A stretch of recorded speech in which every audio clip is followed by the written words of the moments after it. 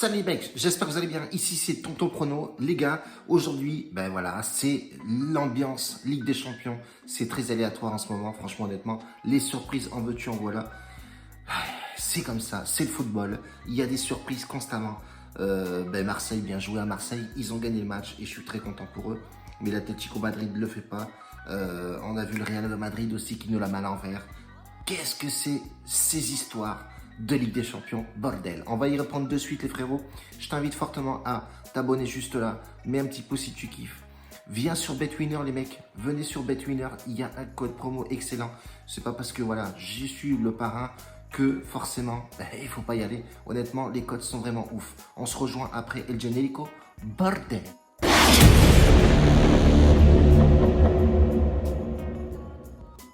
Les gars, aujourd'hui on avait fait du save. Pas si save que ça. C'est vraiment très aléatoire cette Ligue des Champions, honnêtement. L'Inter qui fait le taf, Mönchengladbach qui fait pas le taf, le Real de Madrid qui faille. C'est très compliqué. Honnêtement, ça a été compliqué. Bref, je voulais partir sur le mois de décembre. Assez save, double chance, rembourser si nul, blablatage, bordel.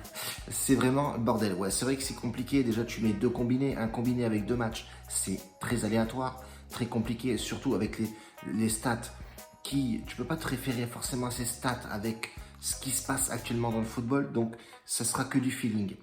Donc, ce que je vais faire, c'est que je vais remettre en question ce que j'ai dit avec les résultats remboursés si nuls ou les doubles chances. Je vais jouer que des cotes. Certes, je vais analyser les matchs, mais on va partir sur des cotes un peu plus avantageuses ou excitantes dans le délire. C'est-à-dire, on va jouer des grosses cotes et on verra à la fin le bilan. On fera un bilan de toutes les semaines, voilà.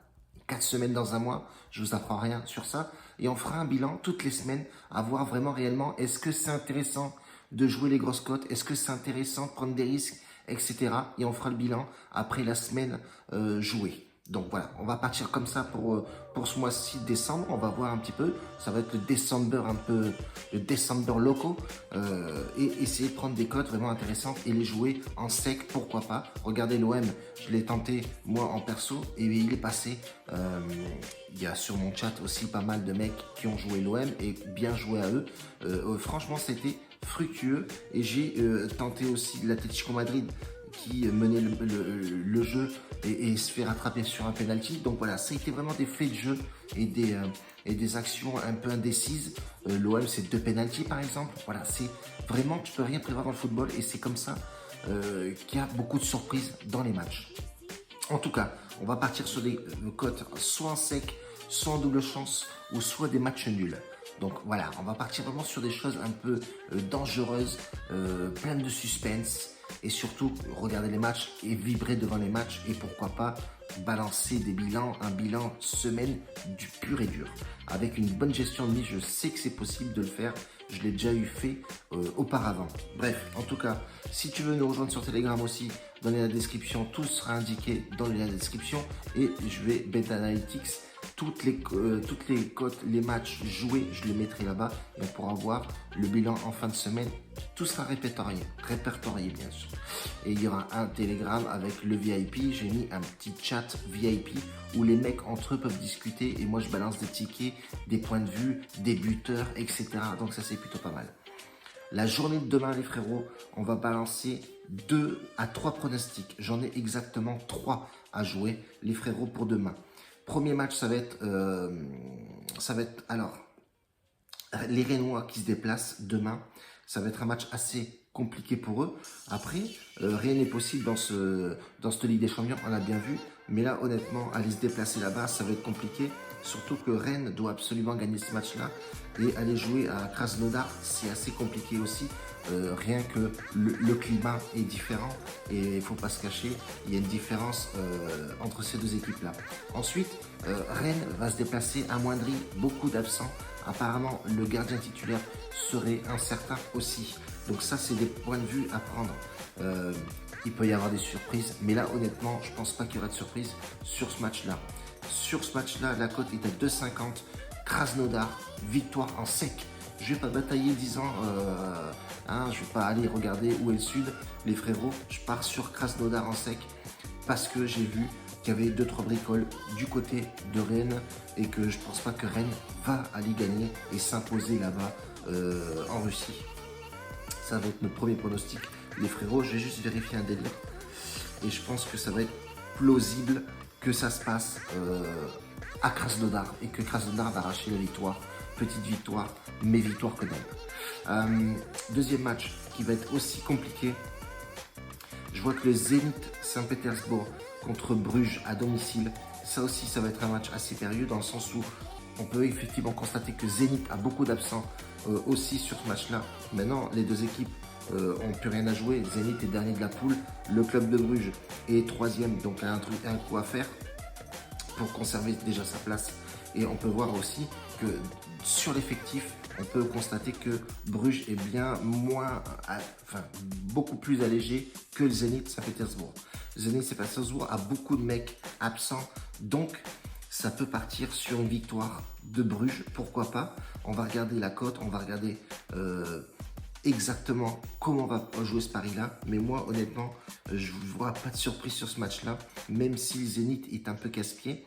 Mais j'ai vu un autre pronostic qui m'intéressait sur ce match-là. Même s'il y a des absents côté Zénith, ça c'est sûr, notamment l'attaquant phare de cette équipe qui est blessé, il sera incertain. Alors je ne sais pas s'il va jouer ou pas, mais en tout cas c'est une grosse pièce maîtresse. Je partirai bien sur les deux équipes marques sur ce match. Ça me paraît assez je ne vais pas dire safe à jouer, mais assez logique à jouer. On voit effectivement que le Zénith a beaucoup claqué à l'extérieur, pas mal du moins. Et pourquoi pas jouer le délire à Bruges. Mais franchement, honnêtement, sur ce match-là, je partirais sur l'espoir de Bruges à domicile. Voilà, pourquoi pas une petite victoire sèche à domicile. Voilà, pareil que Krasnodar, on part sur du sec sur les deux matchs. Prendre des risques, on en prend frérot et on va envoyer du steak. Attention, on mettra forcément une gestion de mise dessus. Combien on va mettre sur notre BK sur ces deux matchs pour l'instant. Et le troisième match que je vais jouer, les frérots, match très très compliqué aussi à pronostiquer dans le sens où la Ligue des Champions, on a bien vu que c'était très aléatoire. C'est le match de Chelsea qui se déplace pour FC Séville. FC Séville, on voit que Chelsea et FC Séville, c'est très costaud. On voit effectivement que ces deux équipes-là ont un bon rendement en championnat et surtout un bon rendement aussi en Ligue des Champions. Ils l'ont bien entamé tous les deux et on voit qu'effectivement ils sont qualifiés pour le prochain cap.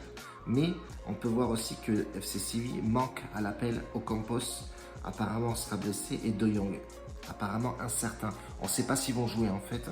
Donc sur ce match-là, honnêtement, pourquoi pas tenter un match nul en sec avec une cote à 3,35. Je peux me tromper, mais je pense que ça peut être plausible de balancer un nul. 3,35, c'est plutôt pas mal avec une bonne gestion de mise. Encore une fois, répartition des mises, non, on partira sur du sec, bien entendu, sur ce match-là. Après, ces deux équipes-là sont, voilà, tu peux effectivement constater sur le plan, surtout la poule, ils sont qualifiés, donc pourquoi prendre des risques? Voilà, il y a des matchs prochains qui arrivent et je sais que le FC Séville, sur le prochain match, ça va être compliqué. Est-ce qu'on va garder Ocampos incertain? Est-ce qu'on va le conserver? Est-ce qu'on va utiliser Ocampos et De Jong pour aller le blesser encore plus? Sachant que ça va jouer le Real de Madrid après ce match-là de Ligue des Champions. Donc je ne pense pas effectivement que on va prendre des risques côté Séville, aller jouer un match sachant que les deux équipes sont qualifiées. Et pareil, j'avais pas regardé aussi Chelsea. Le calendrier de Chelsea aussi est assez chargé. Sur le match de Première Ligue, on peut voir que Chelsea accueille Leeds. Leeds aussi doit absolument valider et surtout conserver le peu de place dans la Première Ligue. Enfin, c'est très compliqué. En tout cas, ils ont plutôt intérêt à gagner ce match-là contre Chelsea. Est-ce que Chelsea, ça joue à la maison? Donc voilà, ils vont être... en plus, c'est un déplacement en Espagne. Bon, voilà, c'est pas non plus super loin. Mais Chelsea va pas prendre de risque à aller se blesser des joueurs à l'extérieur pour un match de Ligue des Champions, sachant qu'ils sont déjà qualifiés, ils sont premiers de la poule, il n'y a plus rien à jouer. Je pense que ce match-là partirait plus sur un match nul. Je pense une cote à 3,35 comme ça, on ne peut pas la laisser non plus comme ça. Donc ces trois matchs, vous avez vu ces trois matchs, assez compliqué à pronostiquer. On a bien vu qu'effectivement, il y avait beaucoup de surprises dans ces poules-là. Donc, c'est assez aléatoire, c'est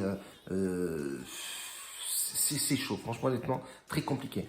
Donc, on part sur, voilà, on prend des risques avec une bonne gestion de mise. Je pense qu'à la fin de cette semaine-là, on va faire le bilan mardi prochain et on verra effectivement si nos analyses ont été perspicaces et si on continue à faire des pronostics assez risqués. Moi, je pense que c'est la meilleure façon, surtout vu l'état d'esprit, l'ambiance, l'effet de jeu, etc. Et surtout la situation actuelle du football. Je pense que c'est une bonne solution, les frérots.